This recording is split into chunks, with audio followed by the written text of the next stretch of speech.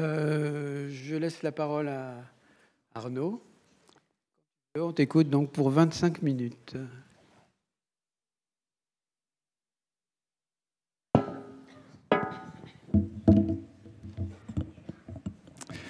Bien, bonjour à toutes et à tous. Un grand merci à la Fédération française des 10 et à son comité scientifique pour cette invitation. Et je vais donc effectivement relever le challenge de débuter en gérant le temps le mieux possible sur la question des fonctions exécutives. Alors peut-être en guise de préambule, même si il me semble que vous devez déjà être plus ou moins assez au fait de la question, vous rappelez que les fonctions exécutives, comme l'a très bien introduit Alain, on s'en était pas parlé, mais chef d'orchestre, merci beaucoup. Chef d'orchestre en termes de contrôle, de régulation, d'ajustement du comportement en fonction des contingences internes et environnementales. Donc on renvoie bien entendu à tous les travaux de Luria sur cette question, puisque sur le plan anatomique, quand on parle de fonction exécutive, très souvent on parle de lobe frontal, cortex préfrontal et plus précisément de réseaux préfrontaux. Et puis vous savez qu'on parle aussi de termes parapluies, ce qui ne nous arrange pas vraiment, puisque finalement, on est quand même aujourd'hui dans une conception plurielle des fonctions exécutives, dans laquelle on considère qu'il y a plusieurs facettes. Et quand je dis que c'est compliqué, c'est que d'emblée, on sait que ça va nous prendre un petit peu de temps si on veut les évaluer de manière plurielle. Alors on distingue de manière un peu dichotomique, un peu caricaturale, le versant cognitif, le versant affectif. Le versant cognitif, c'est l'inhibition, la mémoire de travail, la planification, la flexibilité. Et puis le versant affectif, ça va renvoyer plutôt à tout ce qui concerne la régulation des émotions et de la motivation.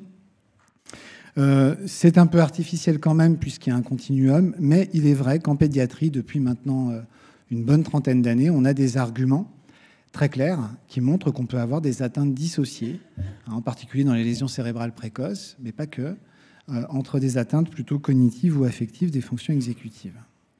Alors vous savez aussi que les fonctions exécutives, comme leur soubassement anatomique, ont une particularité développementale. Elles se développent très tôt, dès les premiers jours de la vie fétale, mais elles ne sont pas matures avant la fin de l'adolescence, voire le début de l'âge adulte. Et vous savez qu'elles se dégradent aussi en premier, mais je ne vais pas être désagréable. Et donc, elles suivent finalement ce rythme de maturation codorostrale du cerveau. On a beaucoup de données maintenant sur cette question qui le confirment. Et puis, je vais baser une grande partie de la suite de mon exposé sur ce qui suit, parce que je pense qu'on le néglige de moins en moins, mais encore trop. On sait que ces processus sont extrêmement influencés par les facteurs psychosociaux, environnementaux et culturels. On peut inclure l'alimentation, le sommeil, l'activité physique, le statut socio-économique des familles dans lesquelles les enfants grandissent, les pratiques éducatives parentales, ou par exemple le stress parental précoce. Donc tous ces facteurs-là, on sait aujourd'hui de manière très claire qu'ils vont influencer les calendriers développementaux, ce qui rend la lecture clinique des troubles exécutifs évidemment délicate, beaucoup plus que chez l'adulte en neurologie, et avec des effets à distance. Histoire de compliquer l'affaire, puisqu'on peut très bien avoir des difficultés qui vont n'apparaître qu'à partir du moment où on va vraiment mobiliser les fonctions exécutives, en particulier au collège.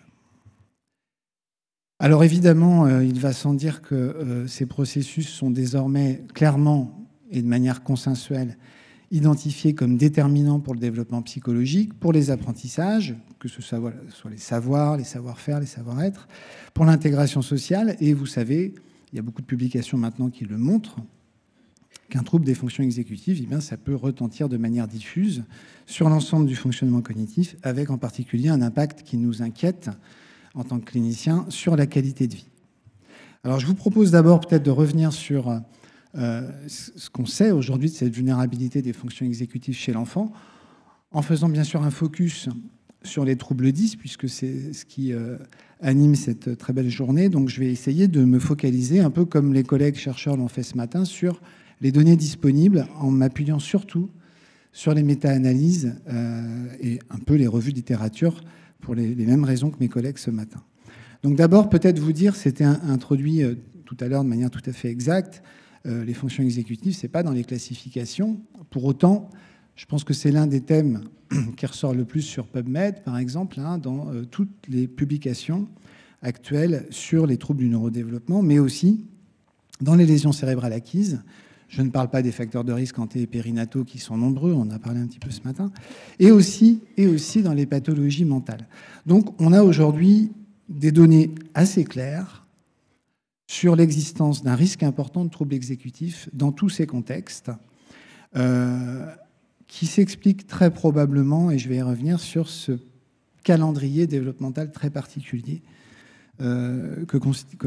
qui caractérise les réseaux préfrontaux et qui probablement fragilise le développement ultérieur des enfants. Alors, on est sur une idée qui circule depuis quand même quelques années maintenant et qui a pris un essor particulier encore récemment, à travers cette idée que finalement, peut-être, les fonctions exécutives, ce serait une forme de signal de fumée, un indicateur transdiagnostique du développement atypique. Et je vous ai mis ici, par exemple, une méta-analyse de 2024 qui précisément, qui est sortie il y a quelques semaines et qui précisément insiste sur l'intérêt peut-être de ces fonctions exécutives comme des marqueurs fiables d'un développement atypique ultérieur. Certains incitent même à penser que peut-être ce serait un meilleur prédicteur du développement ultérieur, que le QI, par exemple, même si là, il y a des débats qui restent vifs. Alors, s'agissant des troubles du neurodéveloppement, je vais me focaliser plutôt là-dessus et laisser de côté les lésions cérébrales acquises. Mais dans le trouble du neurodéveloppement, et en particulier dans les troubles 10, on est dans cette hypothèse qu'il y aurait un développement atypique et des facteurs de risque cumulatifs. Ça concerne l'ensemble des TND, avec cette hypothèse qui a été reprise récemment par des chercheurs sur cette importance du cortex préfrontal, qui est véritablement mis en avant en considérant que cette fenêtre de développement est tellement prolongée qu'elle constitue en soi un facteur de risque génétique, épigénétique et environnemental pour la survenue des troubles du neurodéveloppement. Donc on est vraiment là, effectivement, dans cette logique transversale que vous avez souhaité faire apparaître dans cette journée, et donc avec des facteurs anténataux, mais aussi péri, voire post-nataux. Alors, sur le trouble du langage, trouble développemental du langage, la classification Catalyse me va très bien. On est sur, quand on regarde les données, il y a quand même 3 méta-analyses. En préparant cette intervention, je suis allé regarder dans le détail, et il y a quand même 3 méta-analyses assez sérieuses qui ont été publiées, qui montrent un risque réel de perturbation des fonctions exécutives. Alors, je vais quand même mettre un petit peu timoré, parce que, évidemment, si on regarde les méta-analyses sur la base de tous les tests qui sont faits passer, on se dit, bon, il n'y a pas de doute, mais vous savez bien que les tests, c'est les humains qui les font parler, jusqu'à preuve du contraire, et qu'on peut aussi en faire dire des choses qui ne sont pas tout à fait le reflet de la réalité. Et en l'occurrence, quand on regarde dans le détail, oui, souvent, les difficultés sont identifiées pour la mémoire de travail, pour l'inhibition, la flexibilité, c'est déjà un petit peu moins constant. La planification est plutôt aux abonnés absents. Et quand on regarde la méthodologie de ces études, on s'aperçoit qu'au mieux, on évalue une fonction exécutive, souvent avec une tâche verbale, comme j'ai pu voir aussi un petit peu ce matin, ce qui quand même pose un certain nombre de problèmes sur lesquels je vais revenir, qui me paraissent assez contre-intuitifs. Avec des tâches qui ne sont pas calibrées, c'est-à-dire qui ne contrôlent pas justement les processus non exécutifs. Vous savez, quand on évalue les fonctions exécutives, par définition, on passe par du non exécutif. On ne peut pas évaluer l'inhibition en disant à l'enfant « inhibe ». On inhibe quelque chose, une information verbale, une information motrice, etc. Et étonnamment, cet aspect-là n'est absolument pas pris en considération. Je suis assez surpris de voir aussi qu'on n'a rien sur la vie de tous les jours. On parle de démarche intégrative et pluridisciplinaire et participative. J'apprécie beaucoup cette idée-là. Pour moi-même conduire un certain nombre de travaux dans ce domaine. Et effectivement, je pense qu'on ne peut pas aujourd'hui ne pas tenir compte de ce qui se passe dans la vie de tous les jours. Or, on n'a quasiment pas de travaux sur cette question. Si on regarde les troubles spécifiques d'apprentissage, on a une méta-analyse, à ma connaissance, sur la dyslexie, dysorthographie, alors qui confirme là aussi avec des effets, on a parlé des tailles d'effets ce matin, modérés à large, et qui confirme des troubles exécutifs dans à peu près tous les registres cognitifs, mis à part la planification qui est aussi le grand oublié, et un effet du TDAH qui n'est pas significatif. Autrement dit, les enfants qui ont un TDAH comorbide ne sont pas plus déficitaires que ceux qui n'en ont pas dans les épreuves. Et puis, on a une revue de littérature qui est focus sur le calcul et qui montre à peu près la même chose, mais évidemment avec un niveau de puissance qui est différent. Et dans la dyslexie, on a quand même quelques données dans la vie quotidienne avec des plaintes qui sont pointées à la fois par l'école, par les enseignants et par les parents. Alors, je vous présente ici les résultats d'un travail qui porte sur 40 enfants dyslexiques français, puisqu'en fait, en faisant l'inventaire, je me suis aperçu qu'il n'y avait pas d'études avec des enfants français.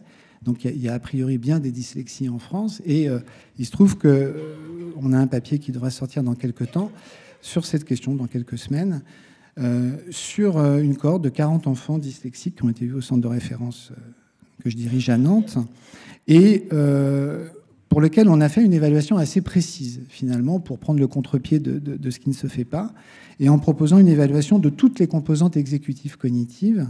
Et ce que montre ce travail, c'est que l'ensemble des fonctions exécutives, à part peut-être la flexibilité, sont significativement déficitaires chez les enfants dyslexiques, avec 2/3 de patients qui ont un déficit dans au moins une fonction exécutive. Quand on regarde les profils, ils sont très hétérogènes.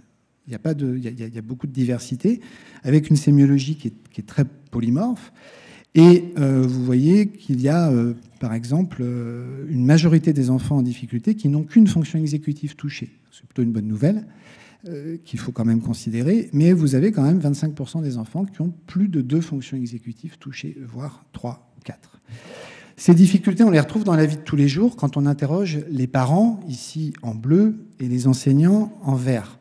Et sans entrer dans le détail, ce qui est intéressant, c'est que vous remarquez peut-être tout de suite que les plaintes sont globalement assez fréquentes, elles sont largement au-dessus du seuil de significativité, mais elles ne concernent pas les mêmes domaines en fonction des contextes. Et ça va rejoindre aussi certains commentaires de ce matin. Et puis, comme pour des données internationales, nous non plus, on ne retrouve pas d'effet significatif du TDAH sur les troubles exécutifs. Par contre, les parents s'en plaignent davantage. Et je vais y revenir. Pour terminer sur ce petit inventaire, troubles développementaux de la coordination, on n'a pas de méta-analyse, mais une excellente revue de littérature réalisée par nos collègues québécois qui confirme, il y en a 2 autres, mais en particulier celle-là est très intéressante. Elle m'intéresse parce qu'elle dit la même chose que nous, en fait. C'est très subjectif. Mais comme c'est d'autres qui le disent, et en anglais, c'est mieux. Et effectivement, qu'est-ce qu'ils nous disent? Bah oui, il y a des troubles exécutifs, mais je vous l'ai mis en encadré, vous pourrez l'étudier, l'imprimer, l'encadrer. Attention, parce qu'en fait, on évalue les fonctions exécutives de ces enfants avec des tâches motrices ou visuospatiales dont on a vu ce matin que, par définition, elles étaient déficitaires. C'est comme si, finalement, on évaluait les fonctions exécutives d'une personne avec une hémiplégie en lui demandant de mobiliser son bras, si je suis un peu excessive dans la comparaison, dans l'analogie. Donc, évidemment, ça pose des questions de savoir ce qu'on mesure vraiment. Est-ce qu'on mesure vraiment les fonctions exécutives si on utilise des tâches qui sont par définition contaminées par des atteintes instrumentales?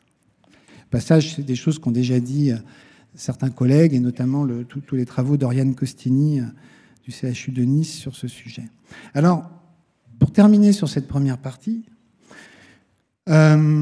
indicateur transdiagnostique ne veut pas dire qu'on ne peut pas identifier des profils. Et la méta-analyse dont je parlais tout à l'heure, tout à fait récente, là, met en avant cette idée qu'il y a probablement des profils, des tableaux, si vous voulez, un peu différents d'un TND à l'autre et peut-être d'un trouble 10 à l'autre. Alors, il se trouve que nous, on a aussi ces données qui ne sont pas encore publiées, mais qui sont en cours de finalisation, qui ont l'avantage, contrairement aux études internationales actuelles, de s'appuyer toujours sur le même protocole validé et qui contrôle les processus non exécutifs. Autrement dit, qui sont un peu plus précis.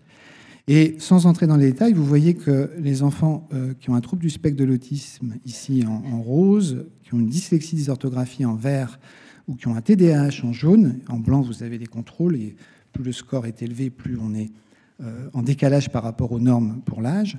Vous voyez que les profils ne sont pas les mêmes. Alors, je n'ai pas le temps d'entrer dans le détail, mais on retrouve, nous aussi, des profils différents chez les enfants français. Là, ça représente à peu près 400, enfin un peu moins, 200 patients je vous ai fait grâce des données dans d'autres contextes cliniques sur lesquels on travaille. Ça pose la question de savoir comment on évalue les fonctions exécutives. Et c'est ce que je me suis dit en préparant ce topo. J'ai l'impression de dire ça depuis très longtemps, comme je me fais un peu vieux, mais je ne dois pas être très efficace, puisque finalement, ça ne fait pas beaucoup bouger les lignes. Donc, je vais remettre une petite couche sur la question, parce que finalement, tout vient de la méthode et de la manière dont on évalue les choses, et je suis complètement d'accord avec les présentations qui ont été faites ce matin sur cette question. Donc, finalement, ce qui serait peut-être bien, c'est qu'on arrête de mettre les tests en avant et qu'on mette en avant la démarche, de stratégie d'examen. Ce n'est pas le test qui guise le clinicien. Ça, il faudrait que les neuropsychologues mettent ça peut-être au-dessus de leur en devise, et tout le monde. Et c'est la démarche qui guide l'examen. Et je pense que tous les cliniciens ici, comme moi, s'y retrouvent. Donc, on doit s'appuyer sur ce qu'on sait des fonctions exécutives chez l'enfant, et on sait quand même des choses depuis une trentaine d'années. Ça doit s'intégrer dans un bilan neuropsychologique global. Moi, je ne sais pas ce que c'est de dire il faut faire une évaluation des fonctions exécutives, il faut faire un bilan psychométrique des fonctions exécutives. Je ne sais pas ce que c'est, parce que par définition, je viens de vous le dire, on ne peut pas les évaluer si on ne prend pas en compte le profil psychologique global de l'enfant. Et on est tous impliqués, on est bien dans une approche pluridisciplinaire, parce que moi, ce qui m'intéresse, c'est autant l'avis de l'enseignant que celui de l'ergo, du psychomote ou du médecin. Alors, c'est peut-être illusoire, mais moi, dans mon équipe, à Nantes, ça marche très, très bien. Je vous invite à venir quand vous voulez, et vous pourrez voir que ça fonctionne. Alors, plusieurs composantes. Ben oui, on ne peut pas évaluer les fonctions exécutives que sur l'inhibition ou sur la flexibilité. Je viens de vous montrer pourquoi. On risque de passer à côté. Et pourtant, tout le monde fait ça. Les mesures... Pardon d'être un peu sévère sur les mesures. Je vous renvoie à la conférence de consensus que je vous recommande vraiment, de l'OFPN, du GRECO et de la SNLF sur ce sujet, de 2024, qui donne quand même des repères sur tout ce qu'on fait pas très bien quand même au quotidien, à partir de quand on dit qu'un test est déficitaire. Enfin, je crois qu'il faut quand même vraiment, ça fait partie des choses que j'aimerais bien qu'on puisse mettre en avant, qu'on regarde ce qu'on a sur ce sujet, parce qu'il y a de quoi quand même grandement améliorer les choses. Et on fait un peu comme si ça n'existait pas. Et on continue d'utiliser des tâches qui ne sont pas vraiment validées. Donc la fidélité, la validité d'une épreuve, ça existe. Et on ne peut pas aujourd'hui continuer à classer des enfants sur la base d'une tâche, d'un Stroop ou je ne sais quoi, dont on ne sait pas d'où il vient, dont on ne sait pas comment il a été normé. Je trouve ça personnellement assez dangereux et éthiquement discutable. Cette évaluation, elle doit être répétée dans le temps. Parce que je vous ai dit qu'à 8 ans, on peut ne pas avoir de problème, mais les avoir à 12 ans. Et donc, j'en viens à ce que je disais tout à l'heure, on ne peut pas évaluer les fonctions exécutives sans vérifier le chef d'orchestre. Ce n'est pas Michel Habib qui va me contredire sur la musique. Le chef d'orchestre ne peut pas être évalué de manière spécifique si on ne sait pas ce que donne l'orchestre. Donc, on ne peut pas proposer, pour moi, une évaluation des fonctions exécutives à un enfant dysphasique avec une tâche verbale. Enfin, du moins, on ne saura pas ce qu'on mesure. Même chose pour un trouble développemental de la coordination. Ou alors, il faut contrôler la variance exécutive, ce que ne proposent pas la plupart des tests disponibles. Alors, il y a 3 axes sur lesquels on peut s'appuyer, qui sont fiables. L'entretien, je vais en dire 2 mots, les tests et les questionnaires. En attendant peut-être d'avoir mieux par l'intelligence artificielle ou la réalité virtuelle. L'entretien, juste un mot, parce que je pense qu'on le néglige. L'entretien, c'est fondamental. C'est ce qui conditionne tout le reste. Et ça a été dit ce matin par un des collègues ergothérapeutes. C'est vraiment fondamental. Et c'est d'ailleurs pas parce qu'il n'y a pas de plainte, comme j'ai entendu il n'y a pas longtemps dans un staff, mais pas dans mon équipe. C'est pas parce qu'il n'y a pas de plainte qu'on n'évalue pas. Il n'y a pas de plainte, on n'évalue pas. Mais comment ça, la plainte reste totalement référencée à l'observateur, il faut décorréler la plainte. Mais la plainte est fondamentale. On doit l'examiner. On doit regarder les antécédents médicaux, personnels, etc. Les tests de performance. Alors, les tests de performance, on a l'impression qu'ils sont passés de mode d'une certaine manière parce qu'on se dit, bon, finalement, c'est pas sensible, ça marche pas très bien, etc. Pour citer Xavier Serron, je pense que si on regardait les choses sérieusement, peut-être qu'on leur ferait dire des choses de manière plus intelligente. Les tests, comme le Stroop, comme tous les tests que vous connaissez, je ne vais pas faire l'inventaire, ils ont un avantage. Ça, c'est certain. Et je ne vais pas tous les citer ici, j'ai fait un petit inventaire, mais ils permettent de quantifier une performance de manière standardisée, structurée, pour peu qu'on respecte les conditions de passation et d'étalonnage du test, évidemment. Et bien sûr, ces tests, ils ne sont pas que des résultats chiffrés. Heureusement qu'on arrive à faire bouger un peu la ligne. Hein. C'est la compétence et la performance, c'est pas la même chose. Hein. Donc, tout ce qui va constituer l'enquête aux limites, évidemment, permet d'avoir des éléments beaucoup plus riches. Ils ont un inconvénient, ces tests, incontestablement, et moi je le reconnais volontiers, c'est qu'ils comprennent des erreurs de mesure. C'est ce que je vous ai dit tout à l'heure. Et ça, à part le contrôler, on peut faire comme si ça n'existait pas, mais on ne sait pas ce qu'on dit. Hein. Mais il faut le contrôler. Or, tous les tests disponibles aujourd'hui ne le contrôlent pas. L'étalonnage, voilà, je vais pas trop entrer dans le sujet parce que ça va être désagréable, mais tous les tests dont on dispose ne sont pas satisfaisants et il faut le reconnaître. Ce n'est pas le cas de tous les tests. Hein. Si vous prenez l'exemple de la BMTI, elle est étalonnée. Ce n'est pas le cas de tous les tests qui sont ici, qui ne sont pas forcément étalonnés en français. Et j'en profite pour vous dire, un test en français disponible en français, ça ne veut pas dire qu'il est validé en français, hein, même s'il est gratuit. Donc attention au risque de faux positifs et de faux négatifs quand vous utilisez ces tests, bien sûr, mais il faut utiliser ces tests-là. Alors, compte tenu de ces écueils un petit peu méthodologiques, nous, on a développé un outil que vous connaissez sans doute maintenant, avec un collectif de cliniciens universitaires, qui vaut ce qu'il vaut, mais en tout cas, il est étalonné auprès de plus d'1 millier de patients, de sujets tout venant, et de 400 patients, plus de 400 patients, et il est étalonné à 2 mois près.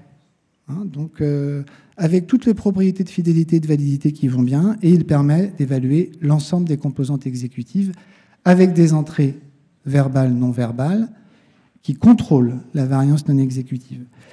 Alors, je vous invite à aller voir, pour vous faire votre propre avis, si vous n'avez pas d'éléments de comparaison. Et il est conforme aux recommandations qui viennent de sortir sur l'utilisation des tests en termes de percentiles. On ne peut pas parler d'un trouble à partir de moins un écart type ou de 15% en percentile. Ça, c'est plus possible aujourd'hui. Ces tests, pour autant qu'ils soient précis, sont insuffisants. On peut pas, même avec des tests extrêmement bien calibrés, c'est pas suffisant. Parce que les tests, ils ne sont pas infaillibles, et je viens d'évoquer la raison.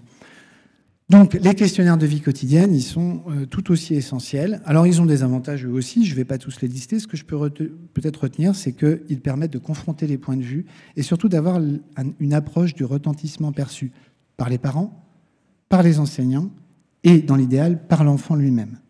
Par contre, quand j'entends les tests, les questionnaires, c'est plus sensible, et je ne fais plus que ça. Je sais qu'il y a des centres de référence où on ne fait plus que ça. Ça m'affole. Parce que les questionnaires, pour autant, il n'y a rien de plus subjectif, en fait. Hein, surtout s'ils ne sont pas validés en français. Donc, faites attention, le risque, il est tout aussi important avec un questionnaire. Alors, l'exemple de la brief, les collègues américains qui ont développé cet outil l'ont déjà démontré, ça a des limites, mais enfin, ça permet d'approcher l'ensemble des composantes cognitives et affectives, hein, notamment le contrôle émotionnel, qu'on ne peut pas vraiment appréhender dans les tests. En tout cas, pas avec des tests classique. Donc le point de vue de l'enfant, il sera possible bientôt avec la Brief 2, ça l'est déjà aux États-Unis depuis un petit moment et ça sortira dans quelques semaines pour la population française. Alors un dernier mot, parce que je tiens le timing pour l'instant, c'est exceptionnel. Est-ce que tests et questionnaires sont irréconciliables? Moi, ma réponse, clairement, elle est non. Il n'y a aucun problème pour les réconcilier. Il faut juste avoir conscience qu'ils ont des atouts et ils ont des limites. Alors, je n'ai pas besoin de vous dire, parce que ça, c'est prouvé, archi-prouvé, que la corrélation, elle est très faible entre ce type d'outils. Alors, nous, on a regardé, je termine sur l'étude que j'ai présentée tout à l'heure, sur les 40 enfants dyslexiques. On a regardé, je vais faire très court, parce qu'il me reste peu de temps, mais la congruence. C'est-à-dire, quand on regarde le jugement qu'ont les parents, le jugement qu'ont les enseignants et le résultat au test, on s'aperçoit, vous les mettez comme vous voulez dans tous les sens. Au mieux, on est à 50-60% de congruence. Ce qui est intéressant, c'est quand c'est incongruent. Quand c'est incongruent, donc 50% de congruence, ça veut dire qu'il y a de l'espoir. Hein. Parfois, ça marche quand même. Quand c'est incongruent, ce qui est intéressant, c'est que dans le cas de la dyslexie, et ce n'est pas le cas des autres pathologies sur lesquelles on travaille, dans le cas de la dyslexie, les parents ont tendance à se plaindre davantage que ce que nous disent les tests. Dans d'autres contextes, comme le traumatisme crânien, les maladies génétiques, les tumeurs cérébrales, c'est l'inverse qui se passe. C'est-à-dire que les enfants sont globalement très déficitaires dans les épreuves et les parents se plaignent moins. Donc ça doit nous interroger sur la place de la plainte. Je n'ai pas encore tous les éléments de réponse, mais ça doit nous rappeler que le contexte clinique est probablement pour beaucoup dans ce qui transite dans les questionnaires, d'où l'importance de confronter les points de vue. Et donc, c'est ma dernière diapo, je vous rassure. Je voulais dire un mot de la prise en charge des troubles exécutifs, mais finalement, ça a été très bien dit ce matin sans que le terme fonction exécutive soit cité, parce que ce qui vous avait été présenté ce matin pour Coop, c'est des fonctions exécutives. Vous pouvez mettre la métacognition comme vous voulez, c'est des fonctions exécutives. C'est la définition stricte de l'URIA il y a déjà 60 ans. Alors, pourquoi c'est important, et ça sera ma seule diapo, pourquoi c'est important d'examiner de manière sérieuse et structurée les fonctions exécutives, donc pas du tout comme l'on fait actuellement. Actuellement, on fait un test, un bout d'épreuve. Pourquoi c'est important ? Parce que, évidemment, tous les rééducateurs ici le savent, et j'en fais partie, le projet de soins doit être organisé et hiérarchisé en fonction du profil de l'enfant et de l'environnement. Donc, évidemment, l'éducation thérapeutique, la guidance parentale, c'est important, mais en mettant l'enfant au centre, ça a été très bien dit ce matin, avec des réponses interventionnelles et des aménagements ciblés. Et j'appelle bien entendu mes collègues enseignants ici à avoir ça à l'esprit, les enseignants des écoles, on a besoin de votre avis sur ce qui se passe à l'école dans les fonctions exécutives, c'est déterminant, dans une approche pluridisciplinaire, en veillant à l'équilibre avec les loisirs. Vous savez que les loisirs, il y a plein de publications qui montrent les loisirs culturels. L'activité sportive, c'est, pardon de le dire, beaucoup plus important que de faire 4 séances d'orthophonie ou de psychologie ou je ne sais quoi. Alors, il faut faire les deux dans l'idéal. D'accord ? Un dernier mot pour vous dire que je ne suis pas du tout, je trouve que ce n'est pas du tout une bonne idée, j'en profite, j'ai une petite tribune, je le dis, de voir ces listes de préconisations de 3 pages qu'on donne aux familles, c'est insupportable. C'est tout l'inverse de ce qu'on essaye de vous dire depuis ce matin. Donc c'est peut-être pratique pour les impressions et pour le compte en banque, mais ce n'est pas du tout souhaitable pour les enfants. Je pense qu'on peut prendre quelques minutes quand on a fait un bilan de 3 heures et pointer avec la famille ce qu'il faut mettre en place. Ouais, c'était juste mon petit coup de gueule à moi aujourd'hui. Et je voudrais remercier l'ensemble de mon équipe au CRTA, au CHU de Nantes, l'ensemble des artisans du groupe FEE depuis 20 ans, et puis mon équipe de recherche au laboratoire de psychologie. Et merci à vous pour votre attention.